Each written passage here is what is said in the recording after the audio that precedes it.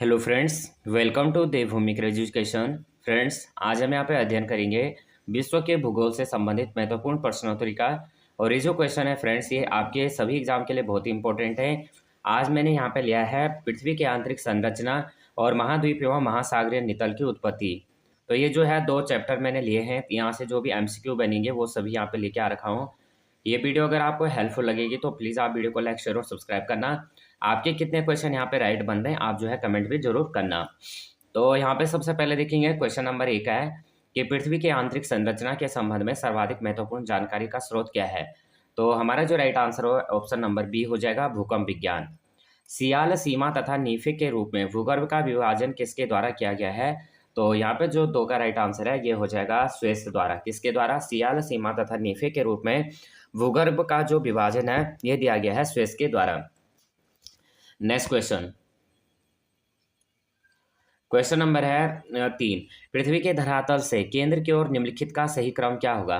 तो question number 3 का यहाँ पे राइट आंसर होगा, सबसे पहले आएगा सियाल, फिर आएगा सीमा, फिर आएगा NIFE. Option number B right answer हो जाएगा। क्वेश्चन नंबर 4, निम्नलिखित में से कौन सा कथन सत्य है। तो यहाँ पे सबसे पहले बताना है कौन सा कथन सत्य है। तो ये हो जाएगा, सियाल में ग्रेनाइट एवं नीस जैसी चट्टानों की प्रधानता है। सीमा का निर्माण मुख्यतः बेसाल्ट एवं ग्रेबोज जैसी चट्टानों से हुआ है। और क्रोड में निकेल एवं लोहा जैसे तत्वों की अधिकता है। तो राइट आंसर हमारा ऑप्शन नंबर डी हो जाएगा। उपयुक्त सभी कथन क्या हैं? सत्य हैं।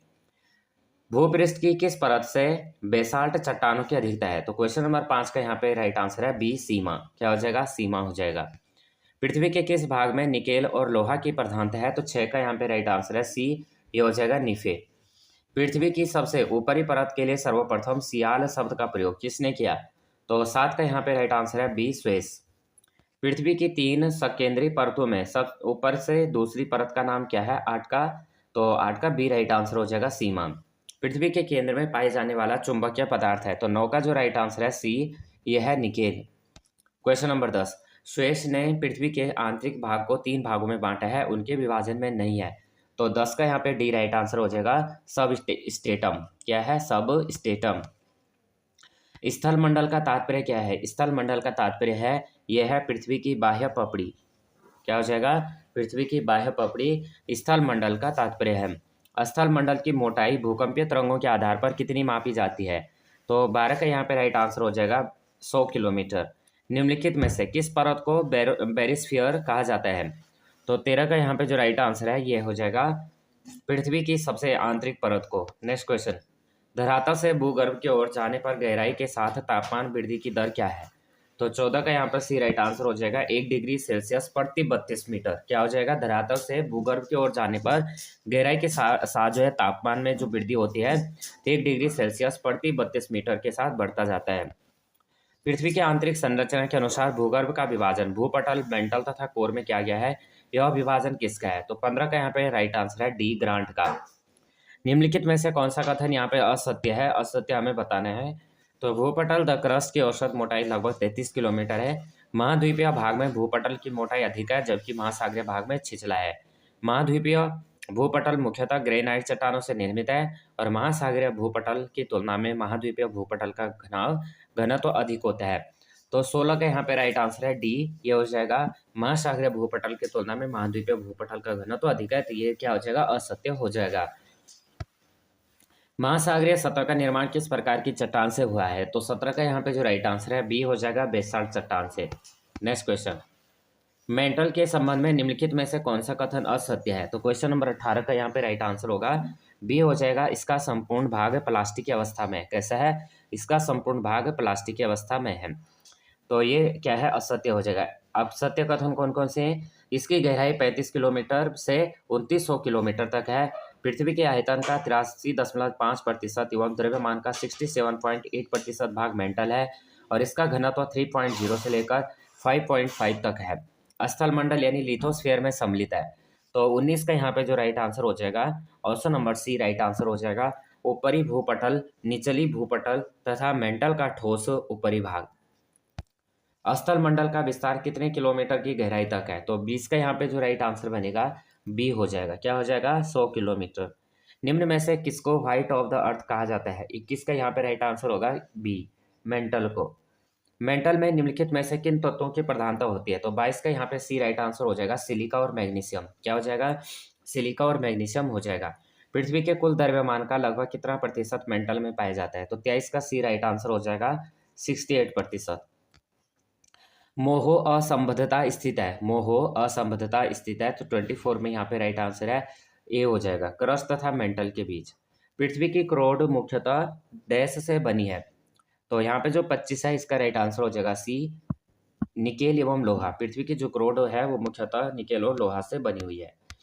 पृथ्वी की क्रोड हो गया। क्वेश्चन नंबर 26, निम्नलिखित में से कौन सा कथन असत्य है? 26, तो यहाँ पे हमें बताना है कौन सा कथन। पृथ्वी के समस्त आयतन का लगभग 68% एवं द्रव्यमान का 83.5% मेंटल में व्याप्त है, तो यही क्या हो जाएगा? डी हमारा गलत हो जाएगा। बाकी महाद्वीपीय मुख्यतः ग्रेनाइट चट्टानों से निर्मित है। महासागरीय बेसिन में बेसाल्ट चट्टान की प्रधानता है। कोर को बेरिस्फीयर के नाम से भी जाना जाता है। भूगर्भ में तापमान वृद्धि का कारण क्या है? 27, तो ऑप्शन नंबर यहाँ पे सी राइट आंसर है, उपयुक्त दोनों दबाव और रेडियो सक्रिय पदार्थ का विखंडन। गहराई में वृद्धि के अनुसार महाद्वीपीय भूपटल के विभिन्न परतों का सही क्रम क्या है? तो 28 यहाँ पे जो राइट आंसर बनेगा ये बनेगा ऑप्शन नंबर ए। क्या बनेगा? परतदार, ग्रेनाइट और बेसाल्ट। क्या बनेगा? गहराई में वृद्धि के अनुसार, गहराई में वृद्धि के अनुसार महाद्वीपीय भूपटल के विभिन्न परतों का सही क्रम परतदार होगा, ग्रेनाइट होगा और बेसाल्ट होगा। भूपर्पटी पर पाए जाने वाले विभिन्न तत्वों की मात्रा का सही अवरोही क्रम क्या है? तो 29 का यहाँ पे जो राइट आंसर बनेगा ऑप्शन नंबर डी बन जाएगा, ऑक्सीजन, सिलिकॉन, एल्यूमिनियम और लोहा। पृथ्वी के भूपर्पटी में कौन सा तत्व प्रचुर मात्रा में पाया जाता है? तो 30 का यहाँ पे राइट आंसर है बी, एल्यूमिनियम। 31, धरातल में मोहो असंबद्धता की गहराई लगभग कितनी है? तो 31 का यहाँ पे राइट आंसर है ए, ये हो जाएगा 30 किलोमीटर। पृथ्वी ग्रह की संरचना में प्रावार मेंटल के नीचे क्रोड निम्नलिखित में से किस एक से बना है? तो 32 का यहाँ पे राइट आंसर है सी, लोह। नेक्स्ट क्वेश्चन है, वलन क्रिया किसका परिणाम है? वलन क्रिया किसका परिणाम है? तो सी राइट आंसर हो जाएगा, पर्वत निर्माणकारी बल। मिश्रित धातु और सिलिकटों से बनी धरती की परत कहलाती है। तो 34 का यहाँ पे ए राइट आंसर हो जाएगा, Cl। पृथ्वी की आंतरिक परत नीफे के निर्माण में किन तत्वों की प्रचुरता है? तो 35 का डी राइट आंसर हो जाएगा, निकेल और फेरम। गुटेनबर्ग असंबद्धता पृथ्वी की किन दो परतों के बीच है? तो 36 का यहाँ पे बी राइट आंसर हो जाएगा, मेंटल और कोर। अब यहाँ पे है मैच, यहाँ पे जो है हमें मैच करना है कॉलम 1 को कॉलम 2 से।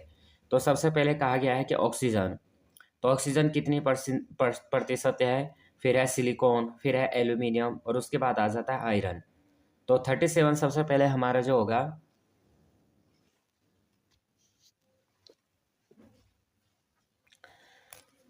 सबसे पहले हमारा क्या होगा? ऑक्सीजन। तो इसमें दिया है कितना? 47% हो जाएगा। सिलिकॉन, ये क्योंकि क्या कह रहा है? भूपर्पटी में तत्व और भूपर्पटी में कुल प्रतिशत। उसके बाद सिलिकॉन तो हो जाएगा 28%, एल्यूमिनियम 8% और आयरन जो है 4%।